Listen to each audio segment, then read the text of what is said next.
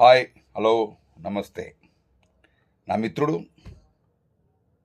ఎంతో పట్టుదలతో ప్లాస్టిక్ మీద, ప్లాస్టిక్ అవేర్నెస్ మీద, ప్లాస్టిక్ వాడకూడదు, ప్లాస్టిక్ వల్ల ఎన్నో అనర్థాలు జరుగుతున్నాయి, ఆ రోగాల నుంచి మనం బయటపడాలంటే ముందుగా ప్లాస్టిక్ని అవాయిడ్ చేయాలి. అవాయిడ్ చేసే ప్రయత్నంలోనే అతను సమాజానికి ఒక మంచి సినిమా ఇచ్చాడు. ఆ సినిమా పేరే సిగండి. సిగండిలో ఎక్కువ శాతం చిత్తూరు వారే నటించారు. అది చాలా గర్వంగా ఉంది.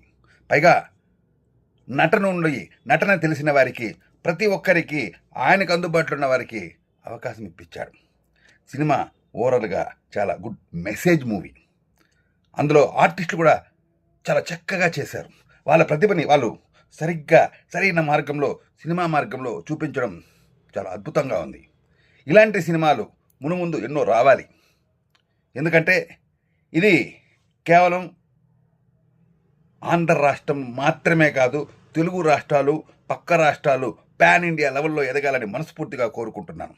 ఇలాంటి సినిమాలు, ఇలాంటి ప్రొడ్యూసర్ని ప్రతి ఒక్కరూ ఆదరించాలి. ఎందుకంటే వాళ్ళు చాలా సినిమాలు చేయాలి, మంచి మంచి మెసేజ్లు ఇవ్వాలి. అలా ఇచ్చినట్టయితే సమాజానికి ఎంతో ఉపయోగం ఉంటుంది. సెకండ్ లాంటి సినిమాని ప్రతి ఒక్కరూ చూసి ఆనందించండి. ఆనందించడం కాదండి, అది పాటించాలండి. నిజంగానే నా మిత్రుడు ఇవాళ ప్లాస్టిక్ సంబంధించిన ఏ వస్తువులు అతను వాడడం లేదు. మా రూమ్కి వచ్చినా సరే నేను అవాయిడ్ చేశాను. నేను సినిమా తీయడం కాదు ముఖ్యం, దాన్ని నేను కరెక్ట్గా సరైన మార్గంలో చెయ్యాలి అంటే ముందు దాన్ని నేను అనువరించుకోవాలి, దాన్ని నేను పూర్తిగా అవాయిడ్ చేయాలి. మీరు కూడా వీలైనంత వరకు అవాయిడ్ చేయండి. అతను ఎక్కడైనా టీ తాగాలంటే కూడా ముందు జాగ్రత్తగా గాజు గ్లాస్ ఉందా, లేకపోతే స్టీల్ గ్లాస్ ఉందా అని అడిగి మరీ మాకు టీ ఇచ్చి దాన్ని అతను పాటించేవాడు.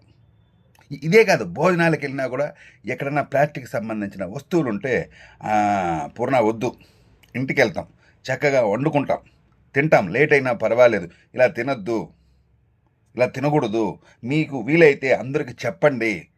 మన సినిమా చూడకపోయినా పర్వాలేదు, కానీ ముఖ్యంగా ప్లాస్టిక్ని అవాయిడ్ చేయండి. దానివల్ల ఎన్నో రోగాలు వస్తుంది. మనం ఎన్నో సినిమాల్లో చూసినా, ఎంతోమంది చెప్పినా, ఎన్నో స్టేజీ పర్ఫార్మెన్స్లు ఇచ్చినా చాలామందికి ఇది అందలేదు. అందాలనేది నా ప్రయత్నం. కాబట్టి మీరు ఫస్ట్ మారండి, ఆ తర్వాత అందరినీ మార్చండి అని ఆయన తపన నాకు చాలా బాగా నచ్చింది. కాబట్టే ఈ సినిమాని కంపల్సరీగా ప్రతి ఒక్కరూ వీలున్నంత వరకు సినిమాని చూడాలి, 10 మందికి చూపించాలి.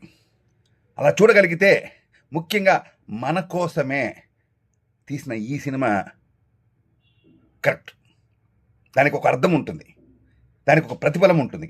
కాబట్టి మీరందరూ కూడా అతను ఏం చేశాడు, ఎందుకు చేశాడు, సమాజంలో దాని అవసరం ఎంత ఉంది మీ అందరికీ తెలుస్తుంది.